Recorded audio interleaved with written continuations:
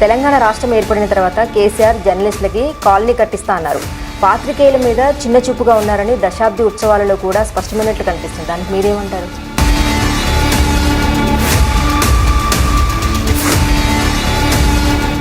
మొన్న కేసీఆర్ గారు బీసీలకి మన ₹1,00,000 పథకాన్ని తీసుకొచ్చారు. అంటే ఇప్పుడు మనకు ముందస్తు ఎన్నికలు కూడా ఉన్నాయి. ఆ ఎన్నికల కోసమే ఇదంతా చేస్తున్నారని ప్రత్యర్థులు అంటున్నారు. దానికి మీరేమంటారు?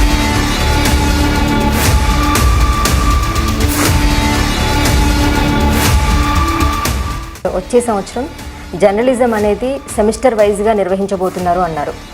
సో అంటే ఈ జర్నలిజం అనేది సెమిస్టర్ వైజ్గా నిర్వహించేది కేవలం విద్యార్థికి ఇంకా ఎక్కువగా అవగాహన పెరగడం కోసమా, లేదా యూనివర్సిటీకి లాభం కోసమా?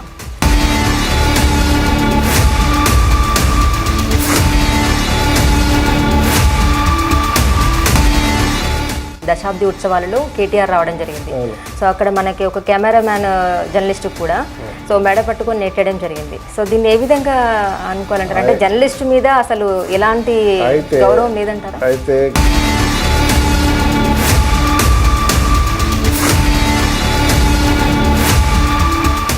అంటే కొంత రాజకీయ నాయకులు కూడా మొన్న రిపోర్టర్ని ఈ విధంగా అంటే సెల్ లాగేసుకొని కాసేపటిదాకా బంధించారని చెప్పేసి అని మన సిపి రంగనాథ్ దగ్గర కూడా దరఖాస్తు చేసుకోవడం జరిగింది. ఈ విధంగా జర్నలిస్టుల మీద ఎందుకు జరుగుతుంది?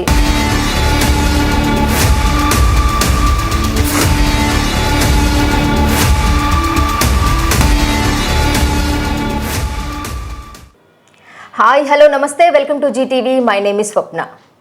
ఇటు ప్రజలకి అటు ప్రభుత్వానికి వారధిగా పనిచేసేటువంటి ప్రశ్నించే గొంతుకలను పాత్రికేయులుగా అందిస్తున్నటువంటి వ్యక్తి మరెవరో కాదు, డబుల్ PhD చేసినటువంటి మన సంగని మల్లేశ్వర్ గారు మనతో ఉన్నారు. ఆయనతో ముఖాముఖి కార్యక్రమం మీకోసం. సార్ నమస్తే. సార్ నమస్తే. సార్ చెప్పండి, నేటి సమాజంలో యువత చాలామంది కూడా ఇంజనీరింగ్ అని మెడికల్ విద్యలపై ఎక్కువగా మక్కువ చూపిస్తున్నారు. ఎందుకంటే తక్కువ సమయంలో ఎక్కువ డబ్బులు సంపాదించవచ్చు అనే ఆశతో. పాత్రికేయులుగా యువత ముందుకు రావాలంటే మీలాంటి ఆచార్యులు ఎలాంటి సంస్కరణలు చేపట్టాలనుకుంటున్నారు? ఇప్పటికీ తెలంగాణ ప్రభుత్వం, తెలంగాణ రాష్ట్రం ఏర్పడిన తర్వాత కొంత ఐటీ రంగానికి ప్రాధాన్యత ఇవ్వడం అనేది చాలా మనము స్వాగతించాల్సినటువంటి విషయం. అయితే అక్కడ మనకు జరుగుతున్నటువంటి పరిస్థితి ఏంటంటే మెడికల్ సైడు, ఐటీ సైడు ఇంతకుముందు కేవలం సంపన్న వర్గాలు, ఉన్నత వర్గాలు మాత్రమే పోతున్నారు అనే ఒక అపోహ ఉండేది. కానీ ఇప్పుడు ఆ పరిస్థితి లేదు. ఇప్పుడు ఏంటి అంటే మెరిట్ దాంట్లో నీకు కాకతీయ మన కేసీఆర్ గారు మంచి ఆలోచన దృష్టితోటి సంపన్నులు చేయాలనే ఆలోచనతోటి బడుగులకు అందరికీ గురుకులాలు KG to PG విద్యాలయాలు స్థాపించి దాదాపుగా ఈరోజు నిన్న వచ్చినటువంటి ఫలితాలలో JEE సైడ్ కూడా ఈరోజు గురుకుల విద్యార్థులు పైచేయి సాధించినటువంటి పరిస్థితిని కనుక చూస్తే నీకు ప్రభుత్వం తీసుకున్నటువంటి చర్యలు ఏవైతే ఉన్నాయో సత్ఫలితాలు లాభం నీకు ఇస్తున్నాయి. అయితే ఈ మీరన్నట్టు జర్నలిజం సైడ్ రావాలంటే ఒకటే, ఎందుకంటే వాడికి గ్రామీణ భాష మీద గ్రిప్ ఉండాలి, తర్వాత సామాజిక స్పృహ ఉండాలి, సమాజ హితం కోసం నేనేదో కొంత పని చేయాలనే తపన కూడా ఉండాలి. అటువంటప్పుడు మాత్రమే జర్నలిస్ట్గా రాణించే అవకాశం ఉంటుంది. ఇప్పుడున్నటువంటి దాదాపుగా మన సీనియర్ జర్నలిస్టులు, సీనియర్ ఎడిటర్లు, సీనియర్ సబ్ ఎడిటర్లు వీళ్ళందరినీ చూస్తే గత ఒక 3 decades నుంచి 30 ఏళ్ళుగా చూస్తే ఎవరు రాణిస్తున్నారు అని అంటే విద్యార్థి నాయకులుగా పనిచేసినటువంటి వాళ్ళు, విద్యార్థి సంఘాలలో పనిచేసినటువంటి వాళ్ళు మాత్రమే జర్నలిస్టులుగా రాణించే అవకాశము ఇక్కడ స్పష్టంగా అవపడుతూ ఉంది.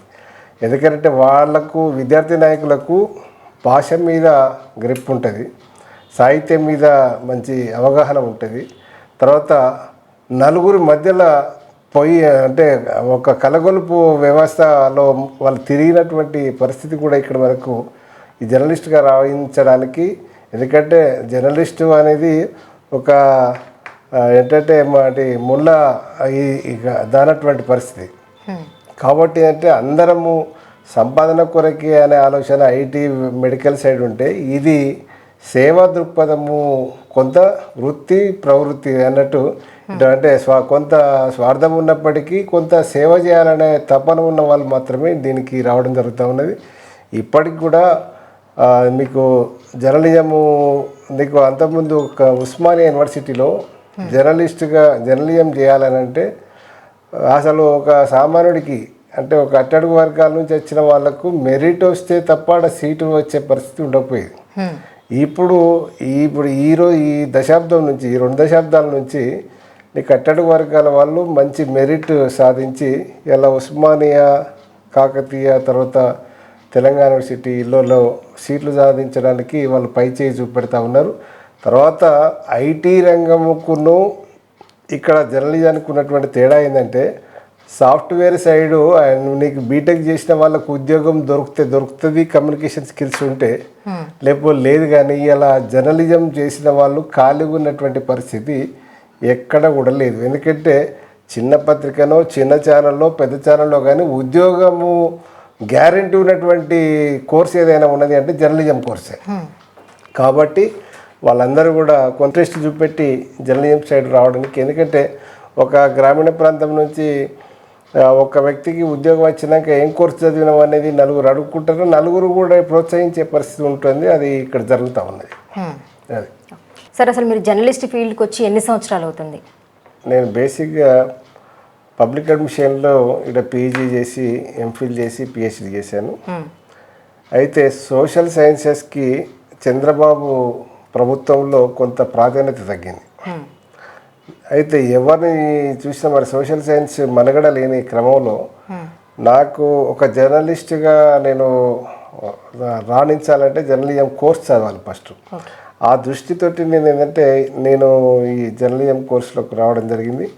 దాదాపుగా నేను ఇక్కడ చదువుకొని ఇదే విశ్వవిద్యాలయంలో నేను దూర విద్యా కేంద్రం కోర్స్ కోఆర్డినేటర్గా 2003 నుంచి అంటే 2 డికేడ్స్ నుంచి నేను ఇక్కడ పనిచేస్తూ ఉన్నాను.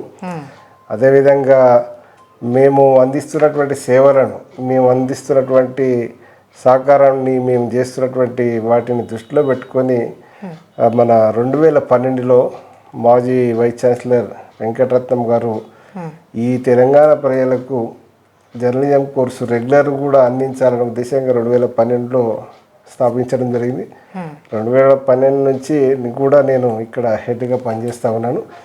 ఇక్కడ దాదాపుగా ఉమ్మడి రాష్ట్రంలో ఒక 2000 మంది విద్యార్థులను ప్రొడక్ట్ చేసినటువంటి కాకతీయ విశ్వవిద్యాలయము, మనము ఎక్కడ చూసినా కమ్యూనికేషన్ స్కిల్స్ ఉన్న వాళ్ళందరూ కూడా ఆల్మోస్ట్ వాళ్ళు చదువుకున్న వాళ్ళందరూ సెటిల్ అయినరు.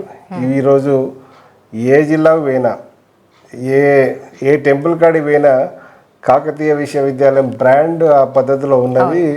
అలా పర్టికులర్గా నేను అవుపడితే మా సార్ వచ్చిండు అని వాళ్ళు ఎంత అనుభవజ్ఞులైనా, ఎంత సీనియర్ అయినా, ఇక్కడ ఢిల్లీకి రాజైనా తల్లి కొడుకు అయినట్టు ఇక్కడ మామూలు గుర్తుపట్టి రిసీవ్ చేసుకున్నటువంటి సందర్భాలు కోకొల్లరు. మేము ఎందుకంటే నేను ఒక రకంగా చెప్పాలంటే గర్వంగా ఫీల్ అవుతాను.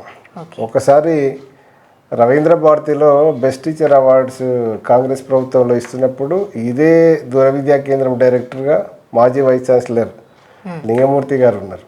సార్కి బెస్ట్ టీచర్ అవార్డు వస్తే నేను అక్కడ పోతే పోలీసులందరూ బెస్ట్ టీచర్ అవార్డు గ్రహీతను కూడా ఎంట్రీ కానిస్తలేడు.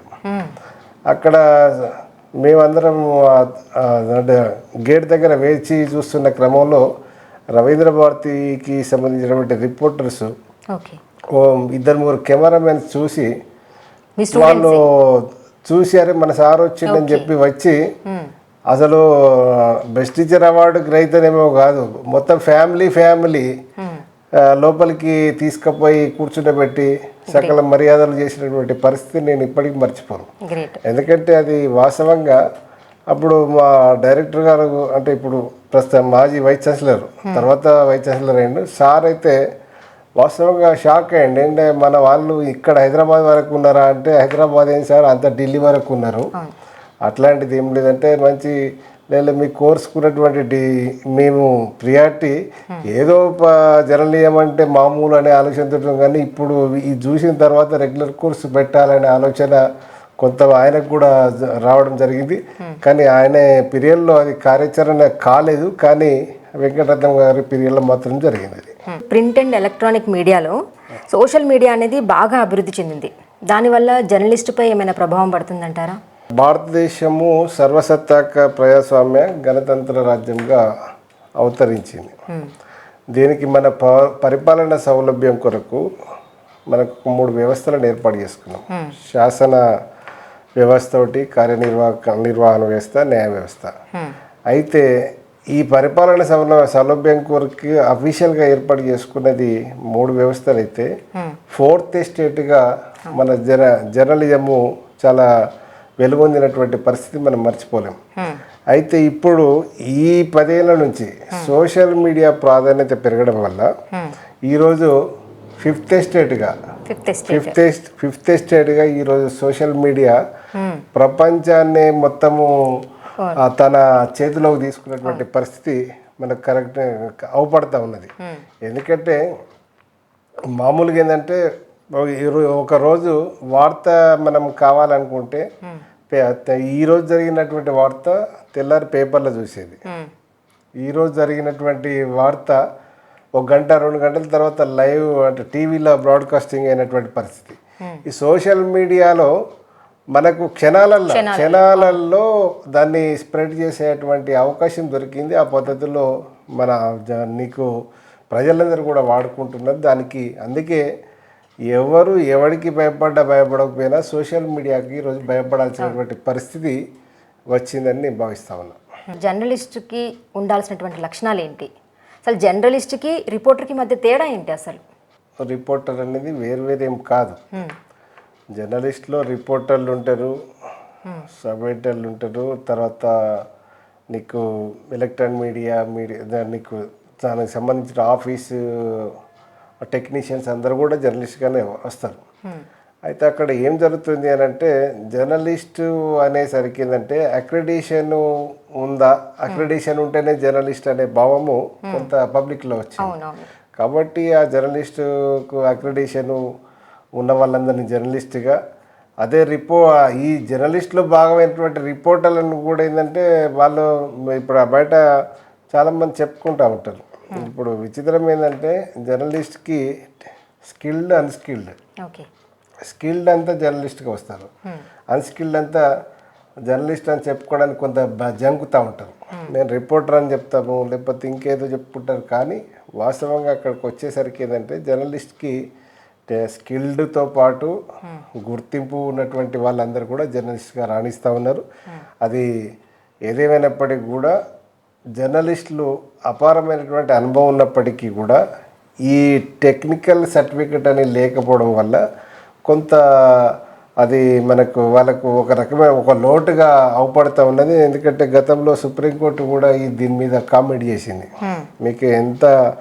ఇప్పుడు మీకు ఎన్నేళ్ళ అనుభవం ఉన్నదని కాదు, మీరు ఏం చేసిరనేది కాదు, కానీ మీరు దాంట్లో మీ జర్నలిజంలో మీకు మీరు క్వాలిఫైడా కాదంటే సర్టిఫికెట్ ఉందా లేదా అనేది చెప్తే దాని తర్వాత మాకు అడ్మిషన్స్ కూడా పెరిగినాయి.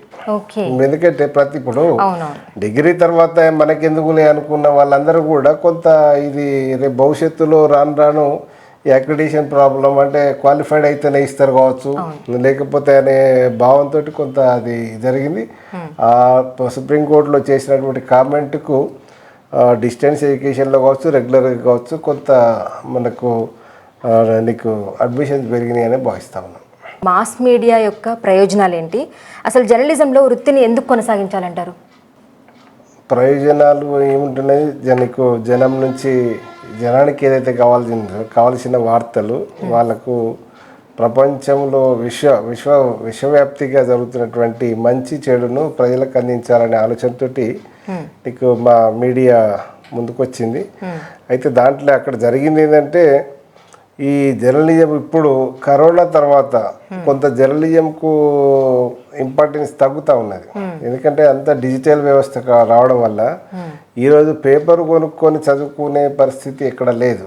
ఏమున్నా స్మార్ట్ ఫోన్లలో ఓపెన్ చేసి నీకు పేపరు ప్రపంచాన్ని చదివే పరిస్థితి వస్తున్నది. కాబట్టి నాకు తెలిసి చాలామంది వర్కింగ్ జర్నలిస్టులు ఈ కరోనా పీరియడ్లో వాళ్ళకు ఉద్యోగాలు పోయినటువంటి సందర్భాన్ని కూడా మనం గుర్తు చేసుకోవాల్సి ఉంది. అయితే ఆ క్రమంలో ఏంటంటే కొంత చాకచక్యం ఉండి, కొంత ప్రావీణ్యత ఉండి, కొంత పబ్లిక్ అటాచ్మెంట్ ఉన్న వాళ్ళు జర్నలిజంలో అట్లే కొనసాగుతూ ఉన్నారు. కొంతమంది మాత్రము ఆ వృత్తికే స్వస్తి చెప్పి వేరే ఆల్టర్నేటివ్ చూసుకున్నటువంటి సందర్భాన్ని కూడా మనం గుర్తు చేసుకోవాల్సినటువంటి అవసరం ఉంది. సార్, ఇప్పుడు జర్నలిస్ట్ అనేటువంటి వ్యక్తికి అక్రిడేషన్ అనేది కంపల్సరీ ఉండాల్సిందేనా? అంటే ఇప్పుడు మనకి పాత్రికేయులందరూ కూడా ఇప్పుడు మీ యూనివర్సిటీ నుంచి మీ ఆధ్వర్యంలో ఎంతోమంది విద్యార్థులు వెళ్తున్నారు.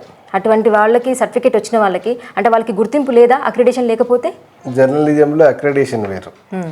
అక్రిడేషన్ అనేది ఏంటంటే జర్నలిస్ట్గా గుర్తింపు. ఆ గుర్తింపు అనేది అవసరమేది.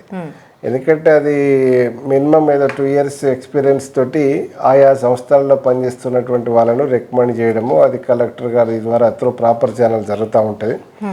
అయితే ఇక్కడ ఆ పద్ధతిలో జరుగుతూ ఉన్నది. కానీ అందులో కూడా ఈ అక్రిడేషన్ ఇచ్చే దాంట్లో కూడా కొంతమందిని అనుభవం లేని వాళ్ళని కూడా ఏదో అక్రిడేషన్ ఇప్పించడానికి కొంత ప్రయత్నం చేస్తూ ఉన్నారు.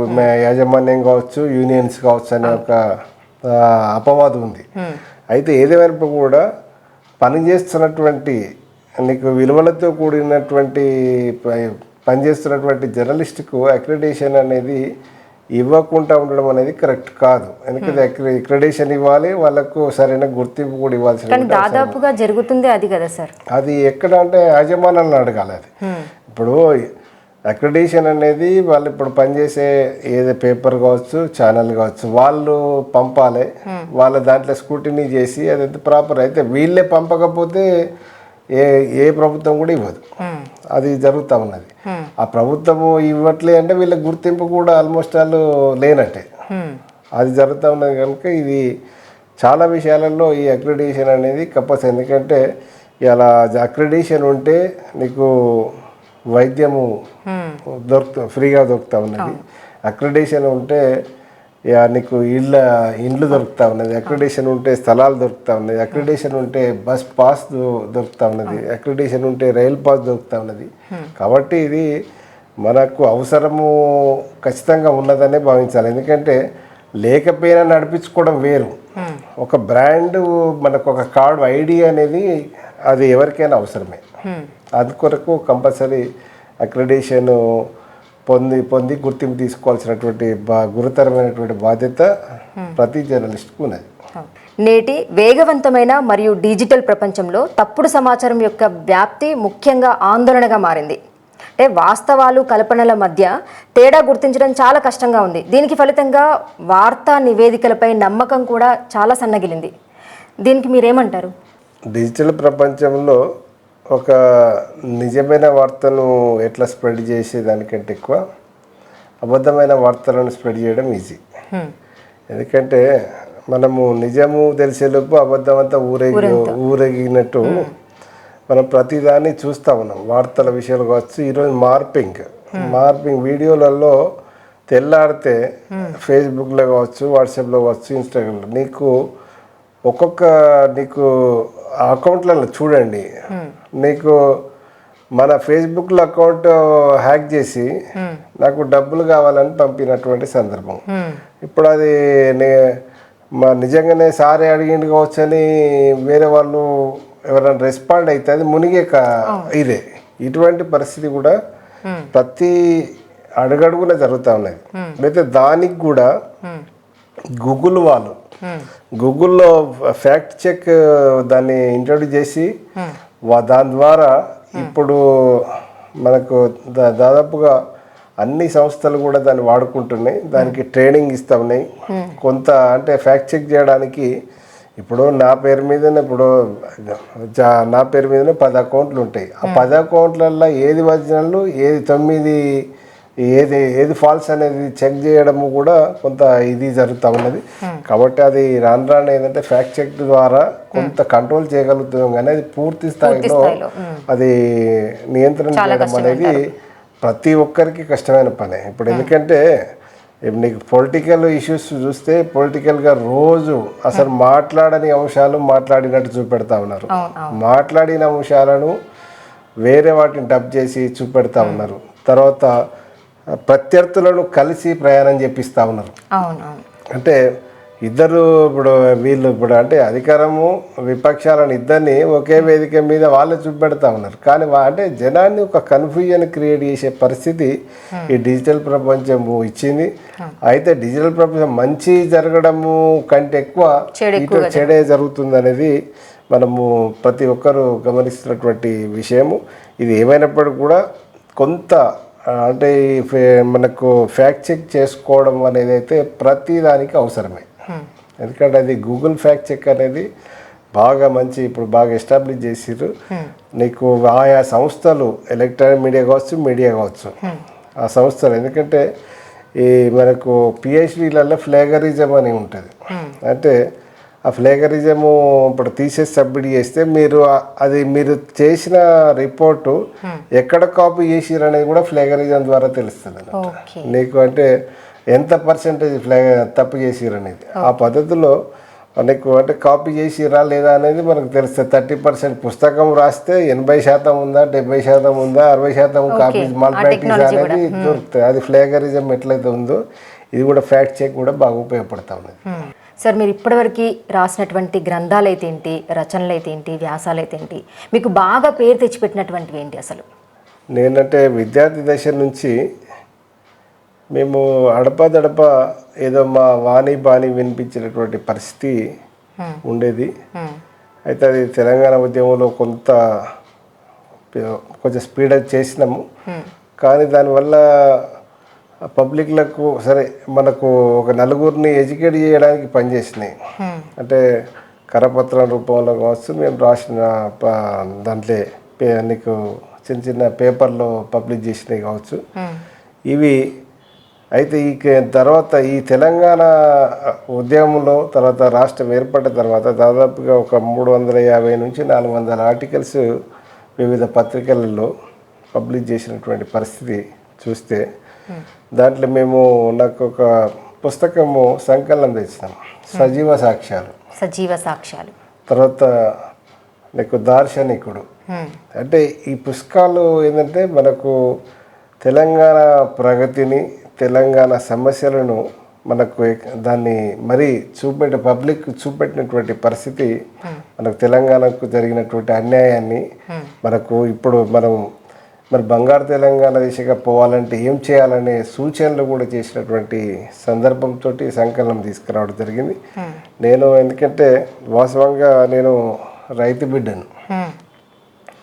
మొదటి నుంచి కూడా కొంత వ్యవసాయం అంటే ఒక క్రేజీ ఉండేది. నేను దాదాపుగా స్కూల్ స్టాండర్డ్ నుంచి కూడా స్కూల్కి పోయి కూడా వ్యవసాయ పని చేసినటువంటి పరిస్థితి ఉండేది.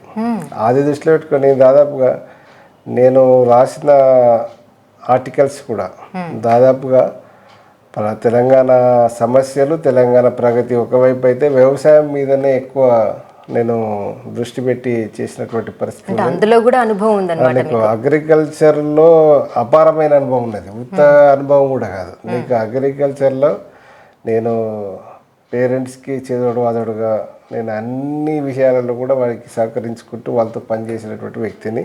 కాబట్టి నాకు వ్యవసాయ రంగము అంటే చాలా ఇష్టము. ఆ పద్ధతి ఉన్నాయి సార్ మీకు? ఇప్పుడు ఉన్నాయి, కాకపోతే ఇప్పుడు పేరెంట్స్ చేసే పరిస్థితి లేదు కనుక మనం కూడా కొంత గ్యాప్ వచ్చింది. కానీ ఆ పద్ధతిలో మనం ముందుకైతే పోతా ఉన్నాం. ఏదేమైనప్పటికీ కూడా ఈ సజీవ సాక్ష్యాలు అనే పుస్తకం మాత్రం చాలా మంచి మైలేజ్ వచ్చిందని భావిస్తా ఉన్నాను. ఓకే. తెలంగాణ రాష్ట్రం ఏర్పడిన తర్వాత కేసీఆర్ జర్నలిస్టులకి కాలనీ కట్టిస్తా అన్నారు. పాత్రికేయుల మీద చిన్న చూపుగా ఉన్నారని దశాబ్ది ఉత్సవాలలో కూడా స్పష్టమైనట్లు కనిపిస్తుంది. దానికి మీరేమంటారు? ఉద్యమంలో జర్నలిస్టులు చాలా కీలక భూమిక పోషించారు. ఆ విషయము కేసీఆర్ గుర్తించే జర్నలిస్టులకు అందరికీ పక్కా ఇండ్లు కట్టియాలనే దాని మీద కొంత సార్ ముందుకొచ్చింది వాస్తవం. అయితే ప్రతి జిల్లాలో కూడా ఏం జరుగుతుంది అంటే ఆధిపత్య పోరులో భాగంగా 2 యూనియన్లు అంటే యూనియన్ల తగాదతోటి అసలు ప్రభుత్వము రెడీగా ఉన్నా, ప్రభుత్వం ఇవ్వడానికి సిద్ధంగా ఉన్నా. ఇప్పటి వరకు చాలా జిల్లాలలో లిస్టులు ఫైనల్ అయినటువంటి పరిస్థితి లేదు. దాంతో ఏంటంటే కొంత మీరు ఫైనల్ చేసుకొని రండి అని అంటే అది మన పంచాయతీ తెగుతలేదు. అంటే నేను 2 పేర్లు పెడతా, నువ్వు 2 పేర్లు పెట్టు అనే పరిస్థితి వస్తాను. దాంట్లో ఏంటంటే ఆ 2 పేర్ల కాడ మళ్ళీ ఎవరిది పెట్టాలనే దాని మీద ఇట్లాంటివి జరుగుతూ ఉన్నాయి. అది ఏదైనప్పుడు కూడా వీళ్ళ దగ్గర ఐక్యత కనుక ఉంటే, యూనియన్లో ఐక్యత ప్రతి జిల్లా నుంచి నీకు ఐక్యత కనుక ఉంటే డెఫినెట్గా ప్రభుత్వము ఆలస్యమైన అన్యాయం జరగదు. ప్రభుత్వము చిత్తశుద్ధితోటి ఉంది కనుక అది అందరికి కూడా మనకి ప్రతి ఒక్కరికి గూడు దొరికే అవకాశం ఉంది. అది ప్రధాన కారణం, ఆలస్యం కావడానికి ప్రధాన కారణం ఏంటంటే వాళ్ళ అనైక్యతే కారణం అనేది ఇక్కడ మన స్పష్టంగా అవపడుతూ ఉన్నది. ఎందుకంటే ఈవెన్ మన వరంగల్ జిల్లాలో కూడా రీసెంట్గా 2 యూనియన్లు ఇదొక లిస్ట్ అదొక లిస్ట్ ఇస్తే కేటీఆర్ గారు మళ్ళొక్కసారి రివ్యూ చేయండి అని చెప్పిన సందర్భం కూడా మనం మొన్న చూసినాం. ఎందుకంటే ఆ పరిస్థితి ఎందుకు వస్తుందంటే కొత్త జర్నలిస్టులు కావచ్చు, లేకపోతే మన అనుచరులు కావచ్చు. ఇప్పుడు అనుచరులకు అవకాశాలు ఇచ్చి అనుభవజ్ఞులను దూరం పెట్టే పరిస్థితి రావద్దు అనే దాని కొరకు మళ్ళీ ఒక రివ్యూ చేయాలనే దాని మీద కొంత చేసారు. అటువంటిది రివ్యూ చేసి ఐక్యత కనుక సాధిస్తే వరంగల్ జిల్లానే కాదు అన్ని జిల్లాలలో కూడా ఇటువంటి నీకు అవకాశాలు దొరుకుతాయి అనేది అందరికీ సరే. కొంత ముందో ఎన్నుకోగానే స్కీము డెఫినెట్గా అందరికీ ఇండ్లు కట్టిస్తానని కేసీఆర్ గారు చెప్పినట్టే మాట తప్పకుండా అందరికీ ఇండ్లు వచ్చే అవకాశాలు ఉన్నాయి. సార్, మొన్న కేసీఆర్ గారు బీసీలకి మన ₹1,00,000 పథకాన్ని తీసుకొచ్చారు. అంటే ఇప్పుడు మనకి ముందస్తు ఎన్నికలు కూడా ఉన్నాయి. ఆ ఎన్నికల కోసమే ఇదంతా చేస్తున్నారని ప్రత్యర్థులు అంటున్నారు. దానికి మీరేమంటారు సార్? అసలు విపక్షాల చర్చకు చాలా విడ్డూరంగా ఉంది. ఎందుకంటే ఈ బీఆర్ఎస్ ప్రభుత్వమే బీసీల ప్రభుత్వం.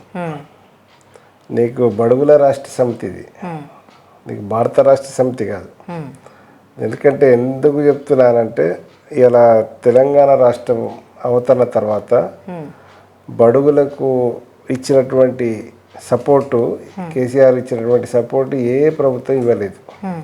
ఇవాళ యాదవులకు నీకు గొర్రెల పంపిణీ కావచ్చు, తర్వాత ముదిరాజులకు చేపల విషయంలో కావచ్చు, తర్వాత గౌడ్లకు వాళ్ళకు అంటే ప్రమాద బీమా కావచ్చు, తర్వాత వాళ్ళకు చాలా నీకు మొన్న నీరా విషయంలో కావచ్చు, పద్మశాలిలకు చేయూత, మనకి చేనేతకు చేయూత కావచ్చు, నీకు అనేక కుల సంఘాలకు నీకు చేయూతనిచ్చి అన్ని కుల వృత్తులను గౌరవించి, ఎందుకంటే ఉమ్మడి రాష్ట్రంలో విధ్వంసమైనటువంటి కుల వృత్తులకు చేతి వృత్తులకు జీవసత్వాలు కల్పించిన ప్రభుత్వం ఏదైనా ఉన్నదంటే ఈ బీఆర్ఎస్ ప్రభుత్వమే. అలా కాకపోతే ఏంటంటే వీళ్ళు ఏంటి అంటే గొర్రెలు ఇస్తే బర్రెలు ఇస్తే సరిపోతుందా, మిగతా ఏంది అని అంటే ఇప్పుడు అందరు 4 పుడితే 4కి ఉద్యోగాలు అయితే రావు కదా. ఇప్పుడు మనము ఒక ఏళ్ళు మాత్రమే ఇటు చూపెడుతున్నాయి, మన 4 ఏళ్ళు నిన్నే చూపెడుతున్నాయి. ఎందుకంటే ఇలా మరి కాంగ్రెస్ 1 కోటి ఉద్యోగాలు ఇస్తామన్నది గతంలో, మేము 2 కోట్లు ఇస్తాము ఏడాది కానీ బీజేపీ అన్నది. మరి ఇచ్చిరా? ఇవ్వకపోతేనే కదా మీకు ఈ ఫెయిల్యూర్స్ అన్నీ స్టార్ట్ అయినాయి. కాబట్టి ఏదేమైనప్పటికీ కూడా బీసీలకు మహర్దశ వచ్చింది అనే ఏదైనా ఉన్నది అంటే అది కేసీఆర్. బీసీలకి మహర్దశ వచ్చింది అన్నారు. మరి మొన్న చూసినట్లయితే అతి తక్కువ టైం, ఒక 15 రోజులు మాత్రమో ఎన్ని రోజులు పెట్టారు. దానివల్ల అసలు క్యాస్ట్ కానీ ఇన్కమ్ కానీ ఏదైనా సర్టిఫికేట్ రావాలన్నా కూడా చాలా లేట్ అయింది. ఆ ప్రాసెస్లో కొంతమంది అప్లై కూడా చేసుకోలేని వాళ్ళు ఉన్నారు, వాళ్ళ అసహనానికి గురయ్యారు అని చెప్పేసి కూడా ఇక్కడ గమనించాల్సింది ఏంటంటే మొన్న ఇచ్చినటువంటి కుల వృత్తులకు ₹1,00,000 దశాబ్ది ఉత్సవాల సందర్భంగా ఇచ్చిన దానికి ఇప్పుడు నా క్యాస్ట్ నేను బీసీ అనుకున్నప్పుడు నాకు సర్టిఫికేట్ ఉంటుంది కదా ఆల్రెడీ. తెలంగాణ ప్రభుత్వం ఏర్పాటు తర్వాత నిజంగానే నువ్వు బీసీ అయితే నీ సర్టిఫికేట్ ఉంటుంది కదా. తర్వాత ఇన్కమ్ సర్టిఫికేట్ అన్నది ఏదైనా ఉన్నది అని అంటే అది అప్పటికప్పుడు మన ఏ ఇయర్కి ఆ ఇయర్ ఇస్తారు కనుక అటువంటివి తీసుకోవాలి. అంటే కొంతమంది చదువుకోని వాళ్ళు, ఇప్పుడు చదువుకోని వాళ్ళకైనా చదువుకున్న వాళ్ళకైనా ఇన్కమ్ అనేది అయితే అవసరమే కదా. ఇప్పుడు అది క్రైటీరియా దృష్టిలో పెట్టుకొని అడిగిరే తప్ప అలా ఏదో ఆలస్యం చేయాలని, కానీ అప్పటికి కూడా దాదాపుగా చాలా కుల సంఘాలు చాలా మన అడ్వాన్స్గా తీసుకొని చేసినటువంటి సందర్భం కూడా ఉన్నది. ఇక అయితే కొంత ఇప్పుడు పత్రికలు కొన్ని విపక్షాలు కొంత దాన్ని నెగిటివ్ దాని మీద కామెంట్ చేసిండ్రు, కానీ ఏదేమైనప్పుడు కూడా కుల వృత్తులకు మంచి అవకాశం ఇచ్చి ₹1,00,000 విషయంలో కావచ్చు, ఇవాళ రజకులకు నాయ బ్రాహ్మణులకు నీకు ఉచిత కరెంట్ అండి, ఉచిత కరెంట్ ఇచ్చి వారికి అన్ని రకాలుగా ల్యాండ్ షాప్లకి ఇవన్నీ ఇట్లా చేసినటువంటి సందర్భం ఏదైనా ఉన్నాయంటే కేసీఆర్ గారే. అది ఏదేమైనప్పటికీ కూడా బీసీలకు మంచి చేయూతనిచ్చి వారిని ముందుకు తీసుకుపోతున్న దానికి నీకు ఒక్కటే ఉదాహరణకు నిన్న కూడా 17 కాలేజీలు బీసీల గురుకులకు ఇచ్చాను. అంటే నీకు ఎందుకు చెప్తున్నానంటే బీసీలకు ఇప్పుడు మహాత్మా జ్యోతిరావు పూలే అంబేద్కర్ ఆలోచన స్ఫూర్తితోటి, ఆలోచన విధానంతో, వారి స్ఫూర్తితోటి విద్య అనేది కంపల్సరీ అనేది దృష్టిలో పెట్టుకొని ఇలా బడుగులకు గురుకులాలను స్థాపించి వారికి మంచి విద్యాపరంగా ఎడ్యుకేట్ చేయాలనే ఆలోచనతోటి కంకణం బద్దులై ముందుకు తీసుకుపోతున్నటువంటి వ్యక్తి కేసీఆర్. కాబట్టి ఈరోజు మనకు సరే వీళ్ళు రాజకీయం చేస్తూ ఉన్నారు, రాజకీయాలు ఇప్పుడు ఇవ్వకపోతే టెక్నికల్ కూడా ప్రాబ్లం ఉంది, అంత కొంతమంది అప్లై చేసుకోలేకపోయారు. అయితే అది అప్లై చేసుకోకపోవడానికి ప్రభుత్వానికి తప్పు కాదు కదా. ఇప్పుడు మనం అవకాశం ఇచ్చినాము. ఒక మండలంలో ఎన్ని ఊర్లు ఉంటాయి నీకు? ఆ మండలంలో నీకు దాదాపుగా 15 నుంచి 25 ఊర్లు ఉంటాయి.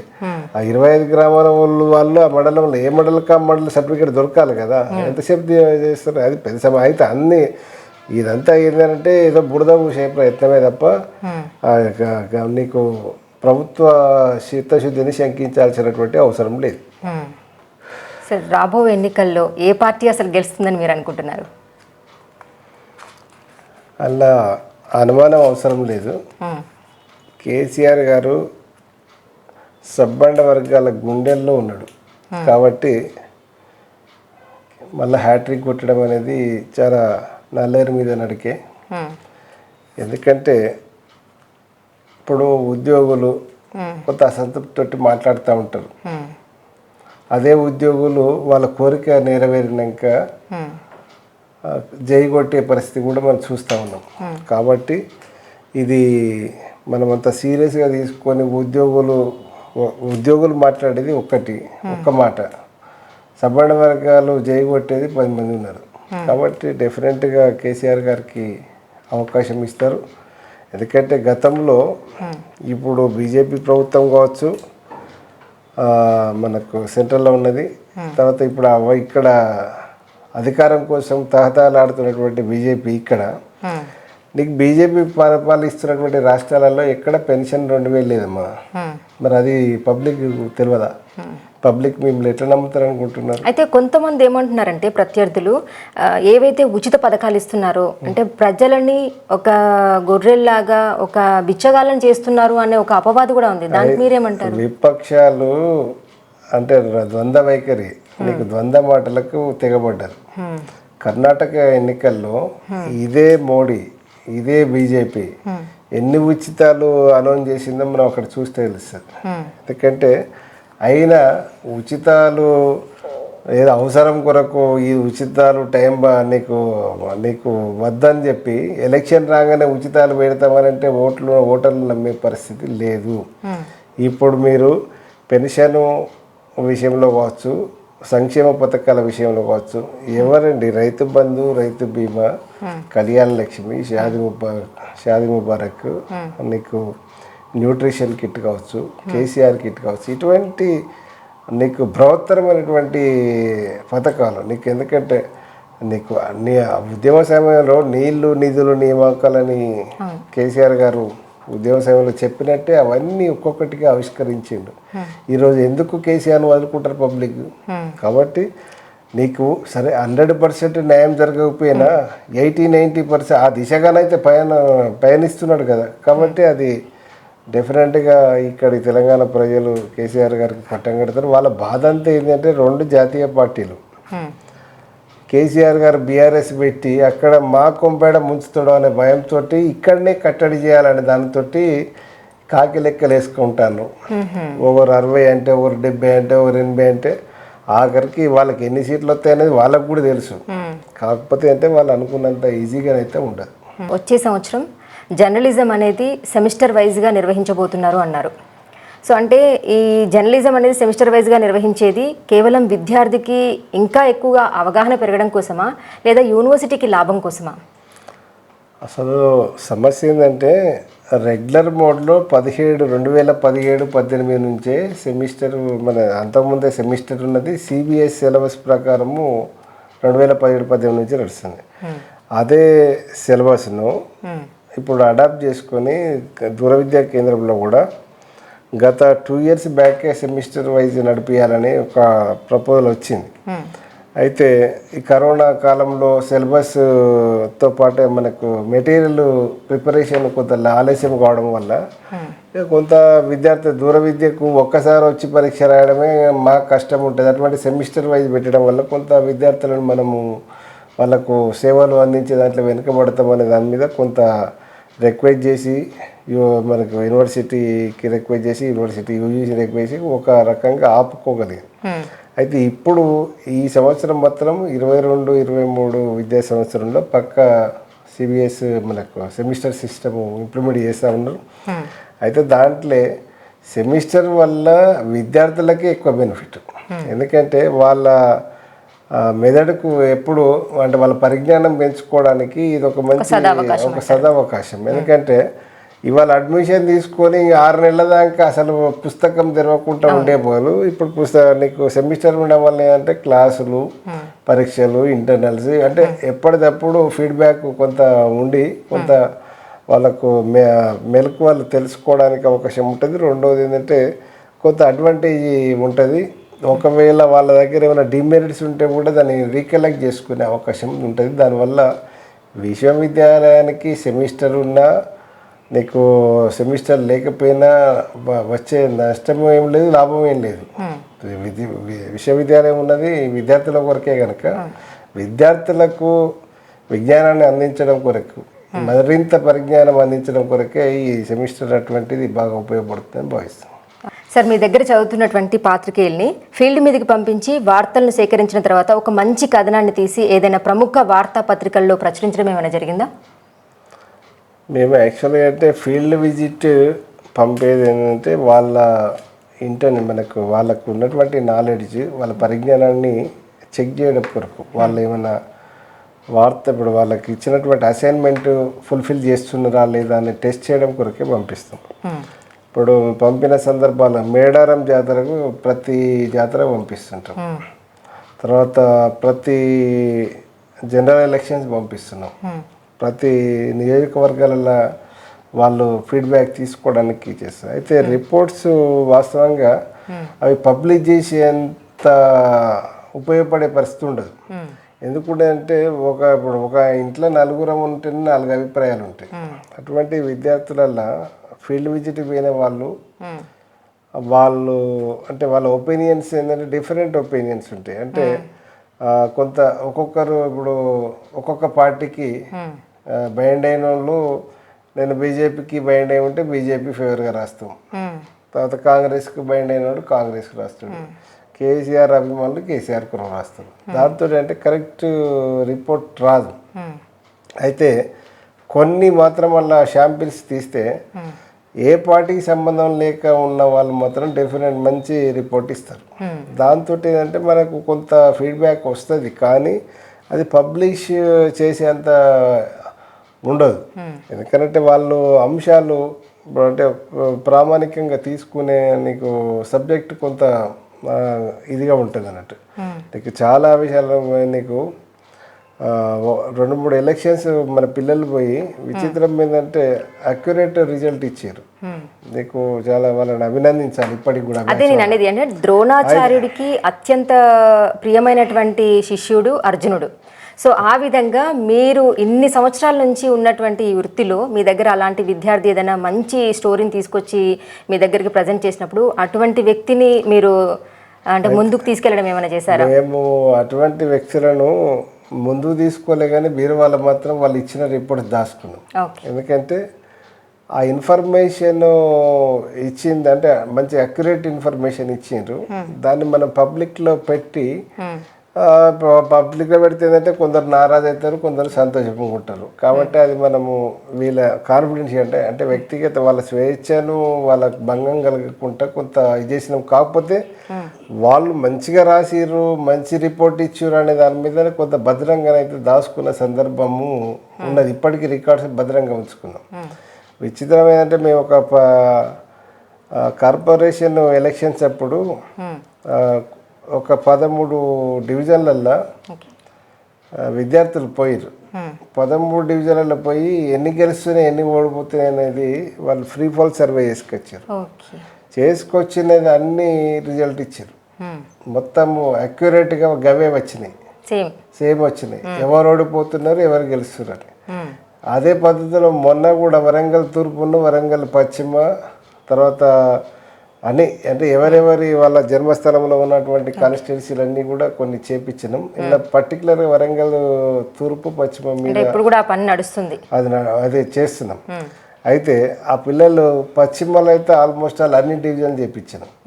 నీకు తూర్పులో కూడా అట్లనే జరిగింది. అయితే కొంత మనకు ఏంటంటే నాకు అప్పుడప్పుడు అనిపిస్తుంది మనకు ఎగ్జిట్ పోల్స్ అంటే ఇప్పుడు ఎలక్షన్స్ ముందు చేస్తానో కొంత కరెక్ట్గా వస్తుంది, కొంత అడ్వాన్స్ చేయడం వల్ల అంటే కొంత అంటే అటు ఇటు కాకుండా ఉంటుంది అనే దాని మీద దాన్ని మనం ఇది చేస్తే. కాకపోతే అంటే దానివల్ల ఒక ప్రయోజనము అయింది అంటే ఇంకా మళ్ళీ ఒకసారి ఇప్పుడు మొన్న ఒక జూనియర్స్ చేస్తే సీనియర్స్ని మళ్ళీ అదే డివిజన్ పంపినాం.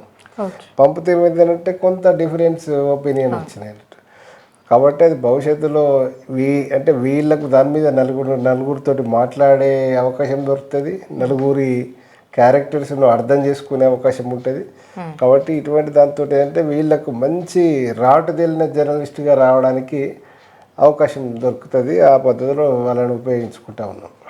సరే, ఈ మధ్యలో పాత్రికేయుల మీద ఛానల్స్ వాళ్ళు ఎక్కువగా ఒత్తిడి తీసుకురావడం జరుగుతుంది, అంటే యాడ్స్ కోసం అని కానీ ఇలా. సో దాన్ని ఏ విధంగా తీసుకోవాలంటారు? అయితే ఈ మధ్యలో వచ్చింది ఏం కాదు అది. గతంలో చాలా ఏళ్ళ నుంచి రిపోర్టర్గా జర్నలిస్ట్గా చేసే వాళ్ళ ఎవరికి కూడా ఒక అసైన్మెంట్ ఇచ్చి మీరు ఈ 10 పేపర్లో 100 పేపర్లో చేస్తేనే మీరు ఉంటారు, లేకపోతే మీ ఉద్యోగం ఉడుతుంది అన్నటువంటి యజమాన్యాలు కూడా ఉన్నాయి. ఆ పద్ధతిలోనే ఈరోజు ఎలక్ట్రానిక్ మీడియా మీద యాడ్స్ తేవాలని అంటున్నారు. అయితే యాడ్స్ తేవాలని అంటే యాడ్స్ కొంతమంది రోజు నేను ఎందులో చిన్న ఛానల్లో పెద్ద ఛానల్లో అవపడాలనే వాళ్ళు కొంత యాడ్స్కి ఏదో వచ్చి అడిగినందుకు ఇస్తారు. మిగతా వాళ్ళు ఏంటంటే ఇప్పుడు సందర్భం లేకుండా ఎట్లా ఇస్తామనే దాని మీద ఉంటారు. అయితే ఎంత ప్రెషర్ చేసినా కూడా టీఆర్పీ అడ్వాంటేజ్ ఉన్న వాళ్ళ, టీఆర్పీ మంచి ర్యాంక్ ఉన్న వాళ్ళకు మాత్రము మనం చెప్పకుండానే అడ్వర్టైజ్మెంట్స్ ఇచ్చే అవకాశాలు ఎక్కువ ఉంటాయి. కాబట్టి ఏంటంటే అది వాళ్ళ యాజమాన్యాలు ఏంటంటే కొంత వీళ్ళ మీద ప్రెషర్ చేసి ఒక రకంగా కాదు, ఒక బానిసత్వం అన్నట్టు ఆ పద్ధతిలో కొనసాగుతుంది. అది అయితే నాకు తెలిసి ఈనాడు ఈటీవీ వాళ్ళు ఒక యాడ్ కూడా తెమ్మని పాత్రికేయుని అడగరు. ఎందుకు అడగరు అని అంటే అట్లా అడగడం వల్ల ఏంటంటే లాలూచి స్టార్ట్ అవుతుందని. అంటే ఒక రిపోర్టర్ యాడ్ కొరకు పోతుందంటే యాడ్ ఇస్తాడు నిజమే, కానీ ఆ వ్యక్తి యాడ్ ఇచ్చిన వాడు ఎన్ని తప్పులు చేసినా ఎలా సంపాదించుకోవాలి అని నీకు భరించే వాడు తప్పులు చేసినా కూడా నిర్భయంగా రాసే పరిస్థితి ఉండదు, నిర్భయంగా కామెంట్ చేసే పరిస్థితి ఉంటుంది. అటువంటి పరిస్థితి ఉంటుంది కనుక కొన్ని ఇటువంటివి ఉన్నాయి. అయితే ఇప్పుడు అది కూడా ఒక అటువంటి నీకు సంస్కృతి ఎవరైనా స్వస్తి చెప్తుందంటే మంచి నిఖార్సైన వార్తలు సేకరించడానికి అవకాశం ఉంటుంది. అక్షరాలతో ఆలోచింపజేసే అవకాశం కలిగిన వ్యక్తులే జర్నలిస్టులు అంటారు కదా. మరి నేడు కొంతమంది ప్రాథమిక విద్యను అభ్యసించిన వారు కూడా జర్నలిస్టులుగా చలామణి అవుతున్నారు. దీనిపై మీ అభిప్రాయం? ఇప్పుడు జర్నలిస్టుగా రాణించడానికి ఎలాంటి విద్యా ప్రమాణాలు పెట్టలేదు. ఇప్పుడు చాలామంది రూరల్కి వెళ్తే నీకు 10th క్లాస్ ఇంటర్మీడియట్ వాళ్ళు విత్ డిగ్రీ లేని వాళ్ళు ఎక్కువ పాత్రికేయులుగా నీకు కలెక్టర్ తోటి మాట్లాడుతున్న సందర్భాలు, కలెక్టర్ ఒక ఐపీఎస్ ఆఫీసర్ తోటి మాట్లాడి చేసేటువంటి సందర్భాలు కూడా ఉన్నాయి. అయితే క్వాలిఫికేషన్స్ కాడికి వచ్చేవారికి లేకపోవచ్చు కానీ వారికి అపారమైన అనుభవం అవును. అయితే అనుభవం క్రైటీరియా తోటే అనుభవముతోటే వాళ్ళు పాత్రికేయులుగా రాణించడానికి అవకాశం ఉంది. కాకపోతే భవిష్యత్తులో మనకి ఎంత అనుభవం ఉన్నదనేది ఎవరు చూడరు, కానీ నువ్వు క్వాలిఫైడా కాదా అనే దానికి అటువంటి పరిస్థితి కనుక వస్తే కొంత వీళ్ళను మనము వాళ్ళు యాజమాన్యం పక్క పెట్టే అవకాశం ఉంటుంది. కాబట్టి అంటే ఇప్పుడు అందుకొరకే ఒకసారి సుప్రీంకోర్టు మీకు దీని మీద కామెంట్ చేసింది, దాని మీద కామెంట్ చేసింది. వాళ్ళకు కూడా అందరికి కూడా క్వాలిఫికేషన్స్ నీకు ఇంప్రూవ్ చేసుకోవాలనో లేకపోతే టెక్నికల్ సర్టిఫికేట్ అవసరం అనే దాని మీద కొంత ప్రయత్నం చేస్తూ ఉన్నారు. ఇప్పటికి కూడా నీకు తీసుకొని చేస్తూ ఉన్నారు. ఆ క్రమంలోనే నీకు మాకు అడ్మిషన్స్ పెరిగినాయి అని కూడా చెప్తే కదా. ఎందుకంటే ఇదంతా కూడా కాకపోతే అంటే దానికి కూడా భవిష్యత్తులో మినిమం ఎడ్యుకేషన్ అనేది పెడితే కొంత అడ్వాంటేజ్ ఉంటుంది. ఎందుకంటే ఇప్పుడు అనుభవంతో పాటు సంస్కారము ఇవన్నీ కూడా తోడైతే ఏంటంటే మంచి జర్నలిస్ట్గా రాణించవచ్చు. దీనికి ఆ పరిస్థితి ఇప్పుడు మనం ఎంత చదువుకున్నా ఏం చేసినా ఇప్పుడు ఈరోజు వ్యవస్థలో పోలీసు జర్నలిస్టు ఈ ఇద్దరు మాకున్న రెస్పెక్ట్ మిగతా వాళ్ళకి ఎవరికి ఉండదు. పోలీస్ మీరు అన్నారు, ఇప్పుడు ఈ ఒక్క క్వశ్చన్తో నాకు ఒక క్వశ్చన్ అడగాలను సార్. మొన్న మనకి దశాబ్ది ఉత్సవాలలో కేటీఆర్ రావడం జరిగింది. సో అక్కడ మనకి ఒక కెమెరామ్యాన్ జర్నలిస్ట్ కూడా సో మెడ పట్టుకొని నెట్టడం జరిగింది. సో దీన్ని ఏ విధంగా అనుకోవాలంటారు? అంటే జర్నలిస్ట్ మీద అసలు ఎలాంటి గౌరవం లేదంటారా? అయితే గౌరవం లేక కాదు, వాళ్ళకు పోలీసుకు గౌరవం లేక కాదు చేసింది.